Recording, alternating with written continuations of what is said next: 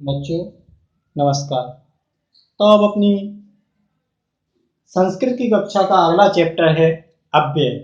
तो अव्यय को हम इस प्रकार से समझेंगे, वे शब्द जो लिंग, वचन, कारक आदि के बदलने पर भी अपना अर्थ नहीं बदलते हैं, अव्यय कहलाते हैं। एक बार पुनः सुने, वे शब्द जो लिंग, वचन, कारक के बदलने पर भी अपना अर्थ नहीं बदलते हैं, अव्यय कहलाते हैं।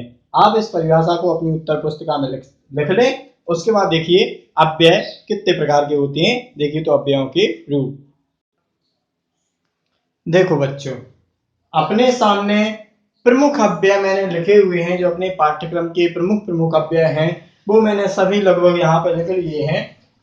ये पहली लाइन में अव्यय लिखा हुआ है, ये उनका अर्थ है, ये भी अव्यय है और ये उनका अर्थ है। इस प्रकार से ये अव्यय अपने पाठ्यक्रम में है।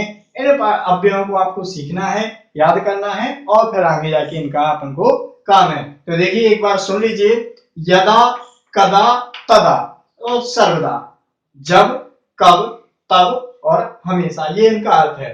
इदानीम अर्थात इस समय, संप्रति यानी आजकल, अधुना यानी अब, अद्य माने आज, ह्यः माने कल, भूतकाल का, चिरम यानी देर से, कदाचित यानी कभी, श्व माने कल और परश्व माने परसों, भविष्य काल का। एकदा अर्थात एक बार, यत्र यानी जहां, तत्र यानी वहां, अत्र यानी यहाँ, कुत्र यानी कहां, सर्वत्र यानी सब जगह। इतः माने यहाँ से, ततः माने वहां से, कुतः माने कहां से, शनैः माने धीरे धीरे, यथा माने जैसे, तथा माने वैसे, सम्यक यानी ठीक, एवं यानी इस प्रकार, किंचित यानी कुछ, अलम यानी पर्याप्त या बेकार, यावत यानी जब तक, तावत यानी तब तक, च माने और, अपि माने भी, इव माने ही, इव यानी की तरह, तरही माने तो, शीघ्र यानी जल्दी, यत माने की, अभिता माने सामने और परिता माने चारों ओर।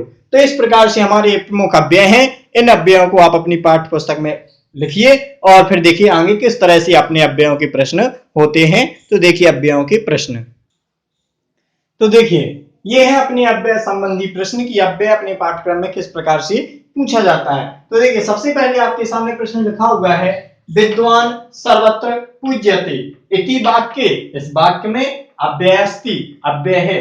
विद्वान सर्वत्र पूज्यते, इस वाक्य में अव्यय है। चार ऑप्शन हमारे पास हैं, विद्वान, सर्वत्र, पूज्यते, कोऽपि न, अर्थात कोई भी नहीं। तो जैसा कि हमें इससे पहले अपन अव्यय पढ़ चुके हैं कि अपने पाठ्यक्रम में ये अव्यय होते हैं, तो हम देख सकते हैं कि हमारा अव्यय क्या हो गया, सर्वत्र। आपने इससे पहले देखा हुआ है कि सर्वत्र हमारे अव्ययों में लिखा हुआ था। अगला वाक्य है, विद्या माता एव रक्षति इति वाक्ये अव्यय अस्ति, इस वाक्य में अव्यय है। तो एक बार इसमें पुनः अपना विद्या माता एव रक्षति, अब इनको देख के बताना है कि ये अव्यय हमारा कौन सा है।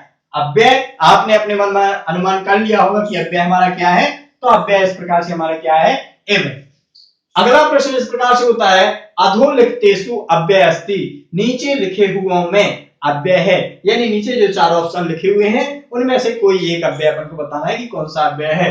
तो सर्वे बालका तत्र गच्छन्ति, सभी बालक वहां जाते हैं। तो इन ऑप्शनों को देख के आपने अनुमान कर लिया होगा कि हमारा अव्यय क्या हो गया, तत्र। नीचे अगला प्रश्न है अपना, अधोलिखितेषु, आपकी बार अपने दो प्रश्न एक साथ हैं, नीचे लिखे हुए अव्यय नहीं है।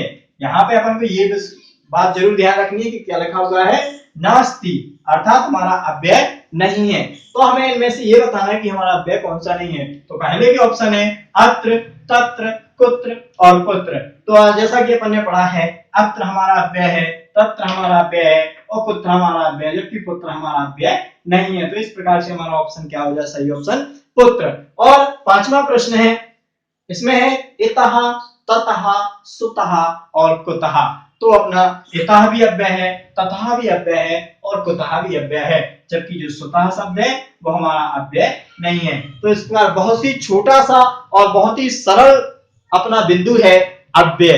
केवल अपन को अव्यय याद करना है और उन अव्ययों को देख के हम इस तरह के प्रश्न हल कर सकते हैं कि कौन से हमारे अव्यय हैं और कौन से हमारे अव्यय नहीं हैं। बस इतना छोटा सा एक बिंदु था अपने पाठ्यक्रम में, जो अव्यय है वो अपना पूरा हुआ।